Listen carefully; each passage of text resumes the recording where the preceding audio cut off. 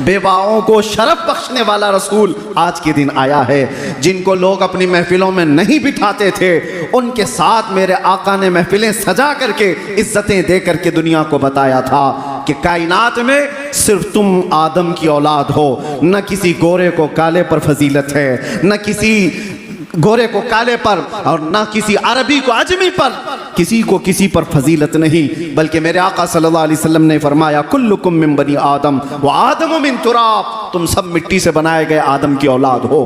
पूरी कायनात को यकसां बनाने वाला, इक्विलिटी का हकीकत में दर्स देने वाला वो रसूल आज के दिन तशरीफ लाया है। आज पूरी कायनात को चाहिए था कि उस रसूल पाक सल्लल्लाहु तआला अलैहि वसल्लम का वो दिन मनाते। ये तास्सुब की निगाहें, ये तास्सुब के चश्मे जिन्होंने पहने, वो हुजूर से दुश्मनी करने लग गए। वरना हकीकत तो ये है मेरे अजीजों, गैर मुस्लिमों ने भी जब पढ़ा है, अंग्रेज मुअर्रिख है, उसने लिखा है पूरी कायनात में इंसान को इंसानियत क्या है पता चली है तो ये 20 अप्रैल के बाद पता चली है। ये हमने नहीं कहा, अंग्रेजों की लिखी हुई तारीख है। उस रसूल पाक सल्लल्लाहु तआला अलैहि वसल्लम के आने के बाद एक दो मैदान में नहीं, दुनिया के हर मैदान में इनकलाब आया। आज हम किसी रेवोल्यूशन को देख करके, इनकलाब को देखकर किसी एक शख्सियत को याद करते हैं। मिसाल के तौर पर यहाँ हिंदुस्तान में बहुत सारी शख्सियतें पहचानी जाती हैं। तहरीक आज़ादी को लेकर के जिन शख्सियतों को हम याद करते हैं, उनका मैदान है आज़ादी की तहरीक चलाना, हिंदुस्तान को अंग्रेजों से आज़ाद कराना। उनकी शख्सियतें मशहूर हैं, सब जानते हैं। वो हिंदुओं में भी है, मुसलमानों में भी है, क्रिश्चियनों में भी। तो वो तहरीक आज़ादी उनका एक मैदान था, उसके वो इनकलाबी थे। कुछ वो लोग हैं जो जिहालत से निकाल करके इल्म के मैदान में एक इनकलाब लाने की कोशिश करते रहे। कुछ वो हैं जो बादशाहत को ख़त्म करके डेमोक्रेसी को लाना चाहते थे, जमहूरियत को, वो उनकी इनकलाबी शख्सियत है। कुछ वो हैं जो कम्युनिज्म को लाए। दुनिया का एक एक मैदान है जिसमें उन्होंने इनकलाब लाया। ये सिर्फ कायनात में तने तनहा मोहम्मदुर रसूलुल्लाह की ज़ात है जो पैदा होने से लेकर कब्र में जाने तक इंसान की हर ज़रूरत में इनकलाब लाकर दिखाया। जब मेरे आका मदीने में तशरीफ लाए थे तो सिर्फ 6 लोगों को लिखना आता था, सिर्फ 6 लोग कलम पकड़ना जानते थे। 10 साल के बाद जब मेरे आका दुनिया से तशरीफ ले जा रहे थे तो 80,000 लोगों को लिखना आ चुका था। इल्म का इनकलाब इस दुनिया में इससे बड़ा कौन लाया है?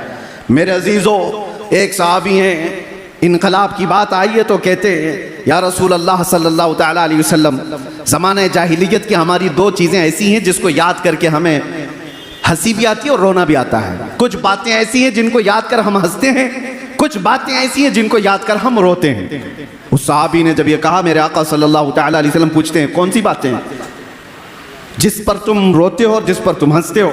वो सहाबी कहते हैं हंसने की बात तो ये है कि हमें अक्ल और शऊर नहीं, हमको किसने पैदा किया, हमारा राज़िक कौन है, हमारा खालिक कौन है, इसका शऊर नहीं था।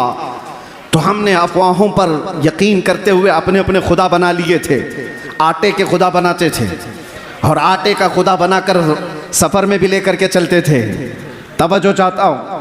और वो साहबी कहते हैं जब रास्ते में कभी खाना ख़त्म हो जाता तो हमारे खुदा का कभी हाथ तोड़ के खा लेते थे। आटे का तो था, खाने की चीज़ थी। कभी पैर तोड़ के खाते और ज़्यादा भूख लगे तो गर्दन भी तोड़ के खा लेते थे। वो खुदाओं के साथ ये हश्र करते थे। वो साहबी कहते हैं आज जब हमें ये बात याद आती है तो हंसी आती है कि हम जिसकी इबादत करते हैं उसी को तोड़ के खाते भी थे।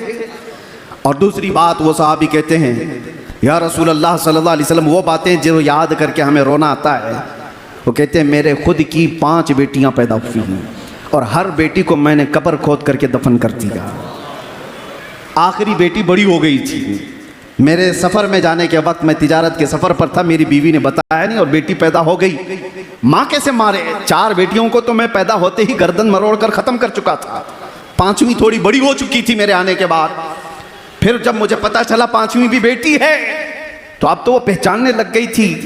लेकिन मेरा दिल इतना सख्त था कि मैं उस पहचानने वाली और मुझे बाप कहकर पुकारने वाली बेटी को भी घसीटता हुआ ले गया और उसकी चीखों को नहीं सुना। कब्र खोदा और उसको ज़िंदा मैंने दफन कर दिया। उसकी चीखें मेरे कान को आज भी अंदर गूंजती हुई नज़र आती हैं। रसूल पाक सल्लल्लाहु तआला अलैहि वसल्लम के पास वो आकर कहते हैं जब ज़माने जाहिलियत की यह बात हम याद करते हैं तो सेना कलेजा मुँह को आता है, दर्द होता है कि हमें अल्लाह ताला ने बेटियां दी थी तो हम ऐब समझते थे किसी के घर में बेटी पैदा हो जाना ये ऐब था। या रसूल अल्लाह, आप जो तशरीफ लाए हैं, आप जो तशरीफ लाए, मिंबर पर खड़े होकर मेरे मुस्तफ़ा ने फरमाया जिसकी एक बेटी हो और वो उसे हुस्न अदब देकर सही जगह शादी कर दे, मेरे आका फरमाते मैं उसका हाथ पकड़ करके जन्नत में ले जाऊंगा।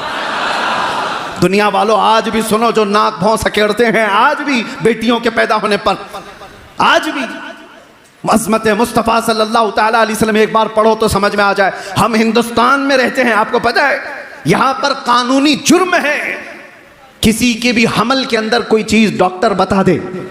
5 महीने 6 महीने का जब हमल हो जाता है तो डायग्नोस किया जाता है, सोनोग्राफी होती है, सीटी स्कैन होते हैं, डॉक्टर्स इतना तो मालूम कर लेते हैं कि पेट में बच्चा लड़का है कि लड़की है। लेकिन पूरे हिंदुस्तान में आप देख लें ये गैर कानूनी मालूम करना, क्यों? इसकी वजह क्या है? हमने तो हमारे कुछ साथियों से पूछा इंग्लैंड वगैरह में, कहा कि वहां तो डॉक्टर्स बता देते हैं कि बच्चे के आने की तैयारी कर लें। कहा हमारे यहाँ तो बहुत बड़ा जुर्म है, हॉस्पिटल्स में लिखा हुआ होगा कि अगर पूछ भी ले तो उस पर कानूनी जुर्म का मुकदमा दायर हो सकता है, उस पर फाइन है कि पेट में क्या है।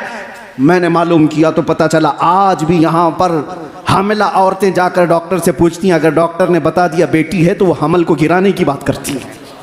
आज भी ये इस तरक्की याफ्ता दौर में जब ये बातें, कानून क्यों है आज कि हमल के अंदर जो चीज मौजूद है पेट के अंदर बताना गैर कानूनी क्यों है? इसलिए कि आज भी वो मानसिकता के लोग मौजूद हैं जो पेट में बच्ची को पाते ही 5 महीने और 6 महीने का हमल अबॉर्शन करा दिया जाता है, गिरा दिया जाता है।